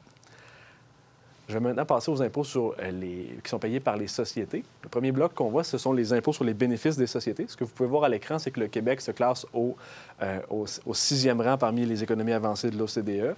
On peut voir aussi qu'aux États-Unis, par exemple, et en Allemagne, mais aux États-Unis notamment avec ce qui s'en vient avec la présidence Trump, on peut voir qu'il y a déjà un taux qui est assez faible, qui pourrait encore diminuer.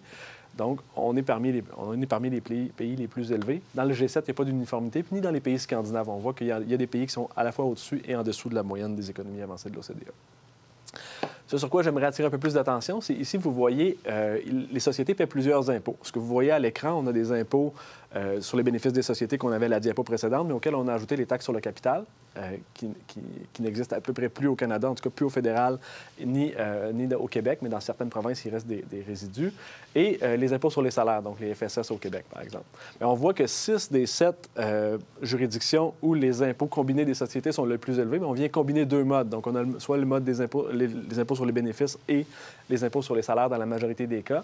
Et pour le Luxembourg, on a les taxes sur le capital qui sont élevées. Donc, il y a quand même un effet à avoir plus d'un mode, plus d'un impôt qui s'applique aux sociétés et qui correspond à une part importante. Et ici, bon, quand on mesure le poids des impôts des sociétés, c'est la même formule que Luc vous a présentée tout à l'heure pour la pression fiscale. Donc, on a les bénéfices. Donc, on a les recettes payées sur on a les recettes sur les impôts, des impôts sur les bénéfices sur le PIB. Quand on veut savoir quelles sont les recettes des impôts sur les bénéfices, on a un taux qui va s'appliquer, un taux général. Parfois, on va avoir un taux plus bas pour les PME ou pour différents types d'industries et auquel on va l'appliquer sur les bénéfices. Mais quel est ce taux-là, le taux général qui s'applique? Vous voyez à l'écran qu'on a une assez grande uniformité. Donc, la plupart des juridictions se situent dans un taux de 20 à 30 et c'est aussi là que le Québec figure, bien qu'il soit un petit peu au-dessus de la moyenne des économies avancées de l'OCDE. Ça n'a pas toujours été le cas. Donc, à l'écran, maintenant, on voit que, par exemple, dans les années 2000, on avait 5 pays qui avaient un taux de 40 et plus, un taux d'impôt statutaire pour les sociétés. Et on avait 15 juridictions qui étaient dans la fourchette de 30 à 40 Et ce qu'on constate, donc, en 2010, l'autre année que vous voyez, en 2024, il y a une réduction des taux, puis il y a une convergence dans la fourchette de 20 à 30 ce qu'on voyait à la diapositive précédente. Est-ce que cette baisse des taux-là et cette conversion vers la fourchette de 20 à 30 a réduit les impôts sur les bénéfices des sociétés? Bien, la réponse qu'on peut voir, c'est que non ici. Donc, si on prend le centre de l'écran avec les économies avancées de l'OCDE, on voit qu'il y a une augmentation dans la dernière décennie, donc à 3,5 en moyenne sur la période 2020-2024, et que c'est encore plus marqué au Québec. Donc, au Québec, depuis le début de la décennie 2020, on a un poids moyen de 5 alors que dans les 2 décennies précédentes, on était à 3,6 ce qui veut dire que si le taux baisse, on a une plus grande assiette à taxer, on a plus de bénéfices. Ça peut s'expliquer de plusieurs façons. On n'aura pas le temps de faire le tour aujourd'hui. Mais par exemple, bon, il y a plus de profits parce qu'il pourrait y avoir plus de contribuables à taxer, des gens qui sont incorporés, qui ne l'étaient pas auparavant, ainsi de suite. Il y a aussi l'environnement taux d'intérêt et autres. Donc, il y a une série de facteurs qui peuvent expliquer cela. On passe maintenant aux impôts sur le patrimoine. Donc, les impôts sur le patrimoine, on va tout de suite sauter aux impôts fonciers parce qu'ils constituent la majorité de l'assiette des impôts sur le patrimoine et qui nous permettent aussi de voir que le Québec se situe au premier rang quand on le compare avec les économies avancées. Si on le plaçait en comparaison des provinces canadiennes, il ne serait pas au premier rang. Donc, on aurait plusieurs provinces canadiennes qui pourraient prétendre avoir le titre, le premier rang. Et ce qui est intéressant de remarquer, c'est que vous voyez les bâtonnets en vert, ce sont les pays anglophones, les pays anglo-saxons, où on a des administrations locales qui prélèvent des impôts fonciers de manière importante et qui se situent pas mal tous au-dessus de la moyenne des pays de l'OCDE, dont aux 5 premières positions. Les impôts fonciers, lorsqu'on fait le même exercice d'une décennie à l'autre, on peut voir que ils sont en diminution dans la décennie 2020-2023 jusqu'à maintenant. Donc, la tendance était la diminution au Québec, notamment parce qu'il y a eu une baisse des taxes scolaires récemment, mais aussi parce que les augmentations d'impôts fonciers des municipalités n'ont pas nécessairement suivi l'augmentation de leur assiette fiscale. Donc, il y a ça à retenir. Je vais vous revenir rapidement là-dessus à la fin. Un autre mode qui se trouve dans les impôts sur le patrimoine, un autre impôt, ce sont les impôts successoraux. Premier constat, c'est que c'est assez marginal dans les économies avancées de l'OCDE. Plusieurs ont un impôt sur les successions, mais ça ne rapporte pas beaucoup. Donc, il n'y a aucun pays pour lequel ça représente plus de 1 du PIB. Le Québec est à 0, il a éliminé son impôt sur les successions il y a un moment. Le Canada a aussi éliminé son impôt sur les successions au fédéral lorsqu'on a introduit le gain en capital au début des années 70. Il reste malgré tout une petite donnée résiduelle, c'est que certaines provinces ont des frais d'homologation.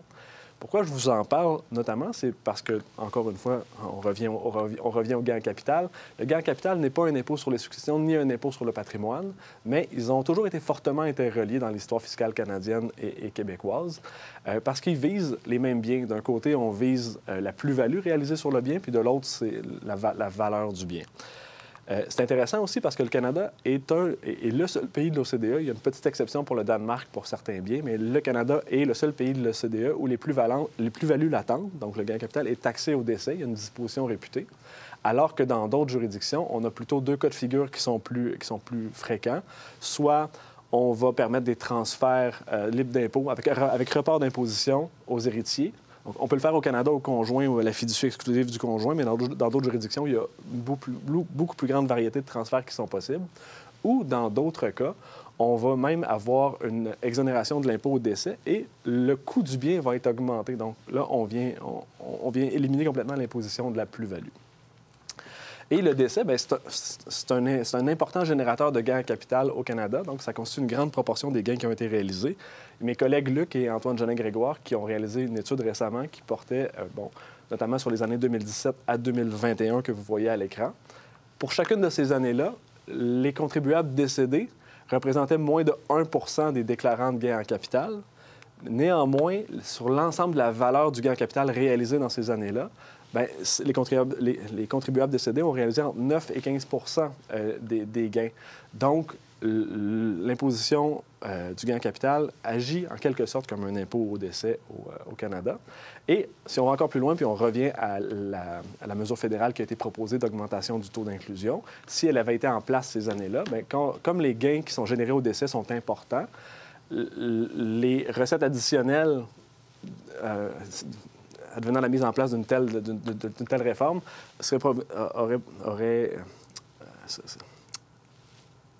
viendrait de 14 à 26 des contribuables décédés. Donc, une grande part de ces recettes additionnelles-là qui viendraient des contribuables décédés. Alors, c'est à mon tour. Je reprends le crachoir pour vous parler brièvement des taxes à la consommation. Pour vous dire que tantôt, quand je vous montrais l'impôt sur le revenu, puis on était 3e endroit avec l'impôt sur le revenu le plus élevé en proportion du PIB, vous voyez que si on regarde les taxes à la consommation, c'est beaucoup plus faible. Donc, une situation qui est quand même très opposée, sous la moyenne des pays avancés. Encore une fois, si on regarde par décennie, on a encore une fois un regard contrasté par rapport à l'impôt sur le revenu ou par rapport au poids de la fiscalité. Décennie après décennie, le poids des taxes à la consommation dans le PIB est plus faible. La décennie 2020-2023 est la plus faible à ce jour. On voit que c'est la même chose dans le Canada sans le Québec, alors qu'on a une relative stabilité dans les pays avancés de l'OCDE. Je vous dirais que ça défait un peu la croyance populaire que les taxes ne cessent d'augmenter au Québec. Là, vous voyez bien que dans l'importance de l'économie, ça diminue. On reprend un peu l'idée, comme on l'avait fait avec les autres modes d'imposition, du côté des taux. Encore une fois, on a des taux qui, lorsqu'on se compare à la moyenne, qui sont inférieurs à la moyenne. La moyenne est 19,5, mais elle est tirée par le bas par quelques pays parce que vous voyez que 21 des 31 pays qui se retrouvent avec un taux de 20 ou plus de taxes à la consommation. Il y a même 3 juridictions qui ont un taux de 25 et plus. Donc, vous voyez, un regard assez contrasté. Donc, manifestement, je ne dis pas qu'il faut le faire, mais il y a plus d'espace à augmenter du côté des taxes de vente que du côté de l'impôt sur le revenu, par exemple. Puis si on regarde du côté plus Canada, comparaison interprovinciale, là, on voit qu'il y a 5 provinces qui ont un taux de 15 %. C'est le Québec et les provinces qui sont à son est. Et si on va voir du côté du Québec et à l'ouest, on s'aperçoit que là, les taux sont plus faibles, à commencer par l'Ontario, à 13 %. Même chose pour le Manitoba, là, on voit qu'il y a quelques provinces. Et l'Alberta qui ferme la marche en n'ayant pas de taxe de vente provinciale et seulement une taxe de la TPS de 5 points de pourcentage. Toujours dans les impôts sur la consommation. Donc, une grande partie des données qu'on présente dans le bilan sont tirées d'une publication de l'OCDE qui s'appelle « Les statistiques des recettes publiques ». Et cette année, il y avait un cahier spécial sur les taxes nocives, qui ont un effet nocif sur la santé. On pouvait notamment voir que toutes les économies avancées de l'OCDE utilisent des taxes sur l'alcool, sur le tabac. Pour le tabac, ça représente à peu près un demi-point de pourcentage du PIB. Pour l'alcool, un quart de point. Et on voit une tendance émergente. Donc, il y a à peu près le tiers des économies avancées de l'OCDE qui ont maintenant des taxes sur les boissons sucrées, qui représentent encore une très faible part du PIB. Mais néanmoins, c'est une tendance qui s'en vient. On voit d'ailleurs au Canada qu'il y a Terre-Neuve et Labrador qui a instauré ce type de taxe-là récemment.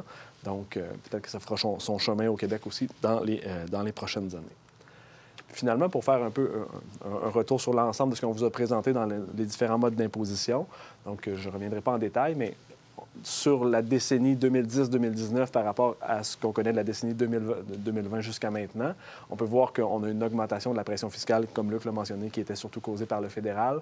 On a des augmentations aux impôts sur le revenu des particuliers, aux impôts sur les bénéfices des sociétés de manière importante, aux cotisations sociales reliées aux réformes de la Régie des rentes, notamment. On a une baisse aux impôts à la consommation. Puis quand on décortique, on voit par exemple que dans la décennie 2010-2019, les taxes sur l'essence représentaient 0,8 du PIB et que dans la décennie actuelle, ils sont à 0,6 Donc, une bonne partie de cette baisse-là s'explique par la baisse des taxes sur l'essence. Et on a aussi une baisse aux impôts sur le patrimoine dont on a discuté tout à l'heure. Merci, Luc et Tommy. Bien sûr, dans la publication, on l'a dit, c'est un extrait. Il y a beaucoup, c'est riche en contenu. Il y en a encore beaucoup plus. Il y a des sections qu'on n'a pas vues du tout. On n'a pas parlé de charges fiscales nettes, on n'a pas parlé de fiscalité et inégalité, l'effet de la fiscalité dans l'aide dans la réduction des inégalités. On serait maintenant rendu à la période de questions. On a pratiquement plus de temps, mais je vais quand même vous poser une question à chacun. Donc, je vous demanderai les deux, à tour de rôle, qu'est-ce que vous attendez dans la prochaine année, donc un petit regard prospectif sur ce que vous attendez, mais aussi sur ce que vous souhaiteriez. C'est encore le temps de faire les souhaits. On est en début d'année. On fait des souhaits pour la nouvelle année fiscale. Donc, Tommy, peut-être? Oui, tout à fait. Merci, Suzy. Donc, ce à quoi on peut s'attendre, notamment avec l'arrivée de Donald Trump à la présidence des États-Unis, on se rappelle que la dernière fois, dans son premier mandat, il avait introduit la Tax Cuts and Jobs Act qui avait baissé les taux d'imposition aux États-Unis, notamment pour les sociétés. Et la réponse au Canada avait été majoritairement des mesures d'amortissement accéléré. Donc, premier élément. Lors du mandat de Joe Biden, il y a eu la loi sur la réduction de l'inflation qui a permis des crédits importants reliés aux technologies propres. Et on a eu une réponse fédérale de plus de 80 milliards directement en réponse à ce changement-là. Donc, avec l'arrivée de Donald Trump au pouvoir, quand on consulte son plan économique, on voit qu'il y a une volonté de prolonger ce qui avait été fait dans la Tax Cut and Jobs Act, donc qui arrive à échéance bientôt. Et on voit aussi qu'il y a une volonté de baisser les impôts. Donc, on peut s'attendre à une réponse importante du fédéral et des provinces en matière d'investissement. Donc, on devrait avoir des mesures fiscales qui sont reliées à ça. Et d'ailleurs, dans la mise à jour économique, il y a une autre mesure d'amortissement. Donc, là, on reconduisait l'amortissement accéléré, mais ça, il n'y a pas eu d'avis de motion de voies et moyens qui a été déposé. Donc, on est aussi dans le flou par rapport à ça. Si l'autre partie de la question, c'était de voir est-ce qu'on a un souhait, bien, peut-être la fin des mesures temporaires et une réflexion un peu plus approfondie sur la fiscalité, notamment au fédéral. Donc, ça fait une trentaine d'années qu'on n'a pas eu une réflexion globale. Plutôt que de faire des mesures à la pièce et temporaires, on pourrait prendre le temps d'y aller avec une réflexion plus globale. Luc, la même question avant que je passe au petit mot de la fin. Parfait. Donc, anticipation, bien, manifestement, ça va être une année électorale du côté d'Ottawa. On a parlé abondamment du flou du côté du gain capital. Mais lors d'une campagne électorale, manifestement, là, avec du côté des conservateurs qui parlent de axe de taxe, donc manifestement, la tarification du carbone va être un enjeu. On ne sait pas la forme. Est-ce qu'ils vont proposer une alternative à la tarification du carbone et à la remise canadienne qui ne s'applique pas au Québec, mais qui s'applique dans les autres provinces? Est-ce qu'ils vont proposer une alternative? Donc ça, il y a beaucoup d'incertitudes autour de ça. Et on pourrait dire même les mesures fiscales qui sont le plus associées au gouvernement Trudeau sont peut-être à risque d'une révision si advenait un changement de gouvernement. Je pense au CELIAP. Là, je ne suis pas en train de faire un prophète de malheur, là, mais je veux juste dire, si on associe beaucoup le CELIAP au gouvernement Trudeau et que le gouvernement Poilievre prend le pouvoir, ça se peut qu'ils veulent aider le logement abordable d'une manière différente. On a parlé des souhaits aussi du côté du Québec. J'avoue que j'ai été un peu surpris tantôt par le ministre des Finances là, qui a parlé de la loi sur la réduction de la dette, qu'il n'y avait pas eu de débat sur la cible et il semblait ouvrir une discussion à ce qu'on pourrait débattre une fois que la loi a été votée. Mon souhait, c'est qu'on maintienne le cap là-dessus. C'est l'ultime garde-fou des finances publiques saines au Québec. Et s'il n'y a pas eu de consultation, c'est pas parce qu'on n'en a pas souhaité. Moi, j'avais appelé à renouveler les vœux. On en a parlé abondamment dans les consultations prébudgétaires. Moi, j'en ai parlé en commission parlementaire. S'il n'y a pas eu suffisamment d'experts invités en commission parlementaire, c'est de la faute de la commission. C'est pas de la faute des experts. Et donc, je dis qu'on devrait maintenir le cap là-dessus. C'est mon souhait le plus grand pour qu'on ait des finances publiques saines à offrir à nos générations futures. Merci beaucoup à vous deux. Donc, les publications sont maintenant en ligne. Il me reste à vous remercier d'avoir été présents. Je veux aussi quelques secondes pour vous parler de nos prochains événements. Donc, il y en a beaucoup qui s'en viennent, nos publications, nos événements. Donc, la prochaine, dès le 23 janvier 2025, il y a une midi-conférence. On accueille la professeure Jennifer Robson. Donc, vous pouvez dès maintenant aller vous inscrire aussi à cet événement-là.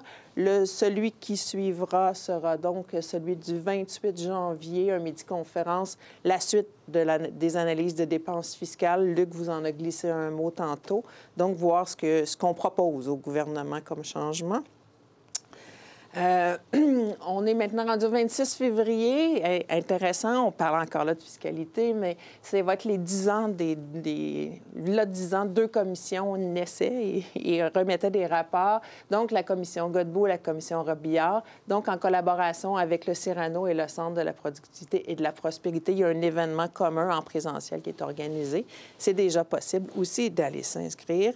Et voilà. Et un autre, 15 mars. 15 mars, ça va être un autre anniversaire, un peu plus malheureux, je dirais, 5 ans après la crise de la COVID, de la pandémie. Donc, on va faire le point à cet égard-là de notre côté, un regard rétrospectif, mais aussi est-ce qu'on a appris de ces événements-là.